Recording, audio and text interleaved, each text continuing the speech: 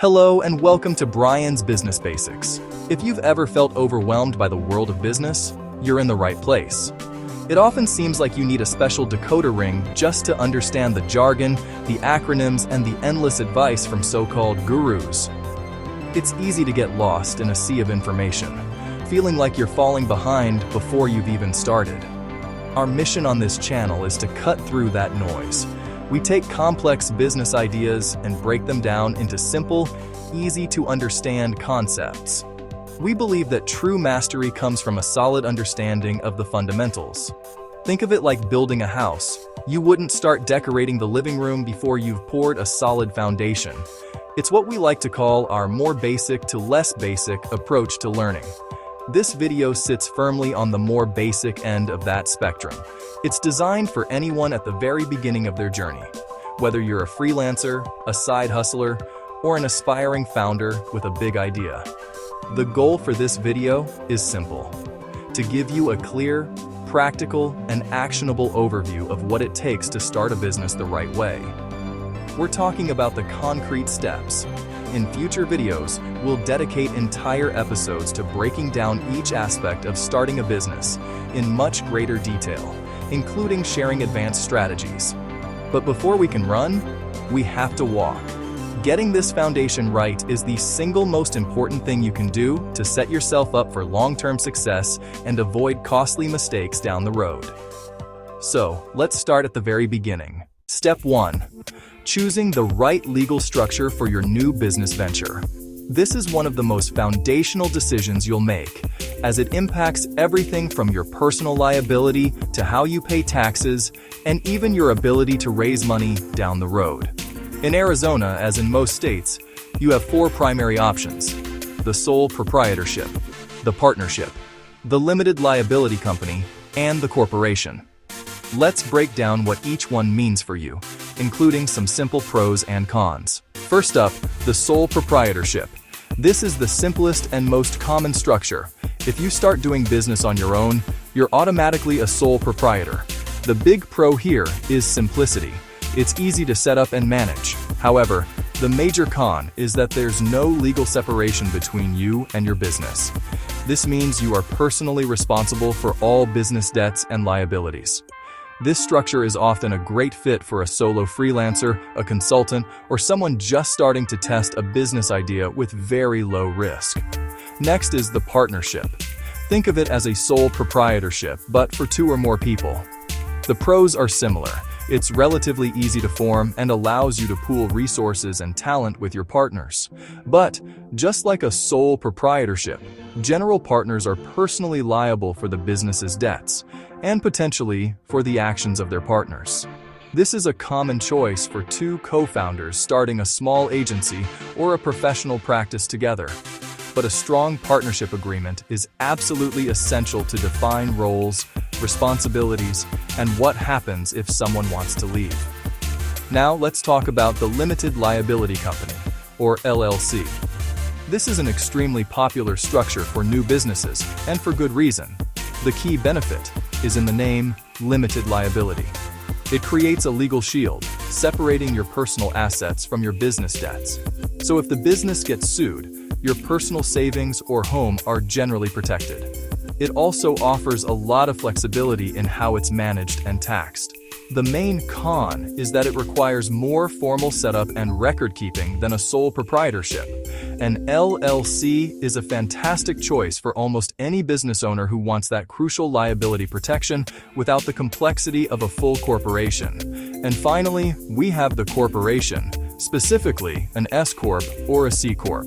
This is the most formal and complex structure.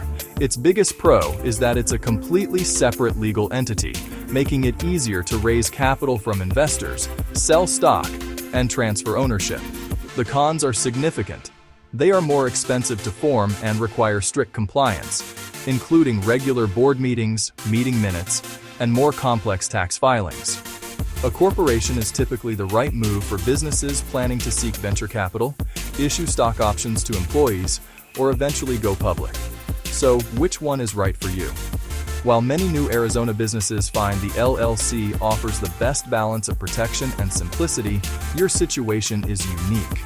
This decision has significant legal and tax implications. That's why, before you file any paperwork, it is always a smart investment to consult with a qualified attorney or a tax advisor. They can analyze your specific business model, goals, and risk tolerance to help you choose the structure that sets you up for success from day one. Alright, with your business structure chosen, it's time for step 2, making it official with your state. In Arizona, your go-to authority for this is the Arizona Corporation Commission, or ACC. Think of the ACC as the state's official record keeper for businesses. They ensure everything is properly documented and transparent. The great news is that they've made this process incredibly straightforward. Most of the necessary filings can be completed online through their S-Corp portal, which you can find on their website at acc.gov. And don't worry about scribbling that down. I'll drop a direct link in the description for you. This online system is a huge time saver, letting you handle most of the paperwork right from your computer. This registration step is monumental because it's the moment your business officially comes to life as a legal entity.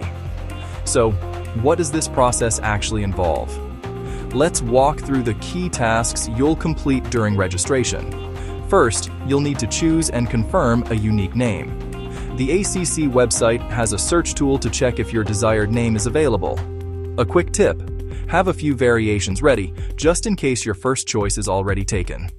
Your name must also include the proper designator, like LLC or Inc. Next, you'll appoint a statutory agent. This is a reliable person or service with a physical address in Arizona who agrees to receive official legal and tax documents on behalf of your business. This can be you, another member, or a professional third-party service. You'll also need to list the names and addresses of the business owners, who are called members for an LLC, and specify the management structure.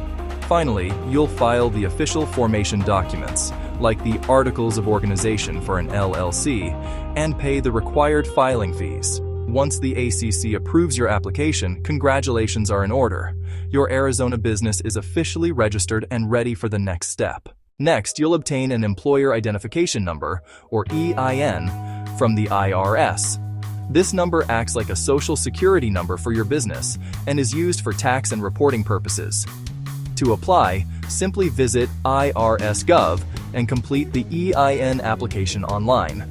In most cases, you'll need an EIN in order to open a business bank account, hire employees and run payroll, file federal and state taxes, and apply for business licenses or permits. Now that you have your legal business structure picked out, you're registered with your state corporation commission, and you have your EIN, you're now ready to open a dedicated business bank account. Personal and business funds should not be mixed. From a professional standpoint, this matters because banks evaluate account behavior. Accountants rely on clean records. Regulators look for clear separation. Proper banking practices signal that your business is organized, legitimate, and scalable. Starting a business correctly isn't complicated. It's just about building the right structure from day one. Now that your legal structure is figured out, you have your business registered with your state corporation commission, you have your EIN and business bank account, you're ready to formally launch your business. As this series continues, our goal is to keep business explanations clear, practical, and grounded in how things actually work. If you find this type of breakdown helpful, please press the like button, subscribe, and drop your comments and questions in the chat. We are here to help. Thanks for watching, and see you next time.